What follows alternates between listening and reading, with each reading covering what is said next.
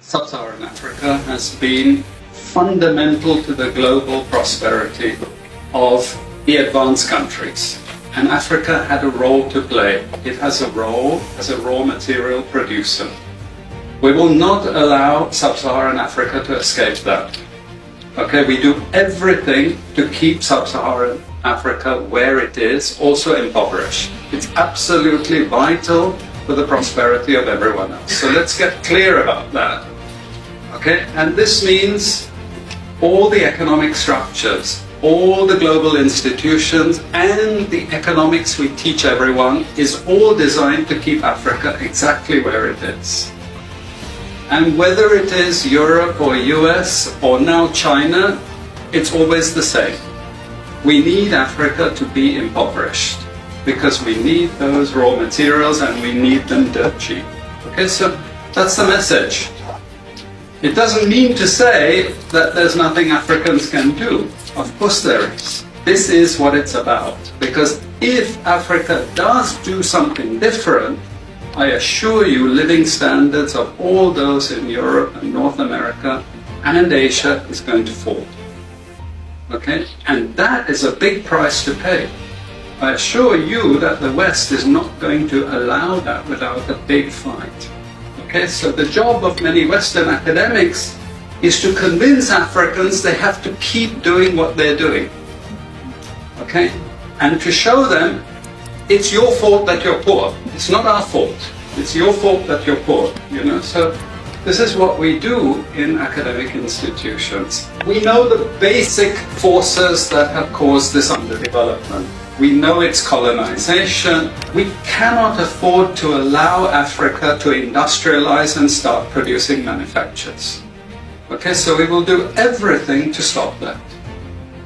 And I'm going to show you how we actually block that. We had East Asian rapid industrialization processes. So in the earlier period, we had Japan and Korea and Taiwan. Okay, rapid growth, sucking in raw materials from Africa, driving up the prices. And after those countries finished industrialization, then Sub-Saharan African growth rate again fell. Sub-Saharan Africa is condemned to this role, just the supplier of raw materials, not a manufacturer.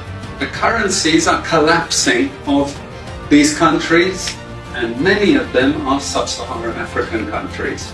After colonization ended, we needed new structures to keep these countries where they were. Okay? And the first of those is aid. Okay? We give them aid. Aid for what? Actually, we give them aid to keep repressive regimes in power. That's all. All the hypocrisy about transparency and democracy and bullshit like that, it's all bullshit. But it would go to country after country offering loans. And if the president did not accept the loan, they were killed. It's just economics. It's economic warfare. The rich declare war on the poor. It happens everywhere. It happens in a country. The rich control the government. Of course they do. You really believe you have democracy? Come on. I mean, grow up. Who has all the subsidies and income support? US, Europe. The largest budgets in the world for supporting their farmers are Europe and US. You see, we're keeping them dependent. We're keeping them on a string. This next round of the WTO is designed to block that. To block anyone else getting on top of the ladder.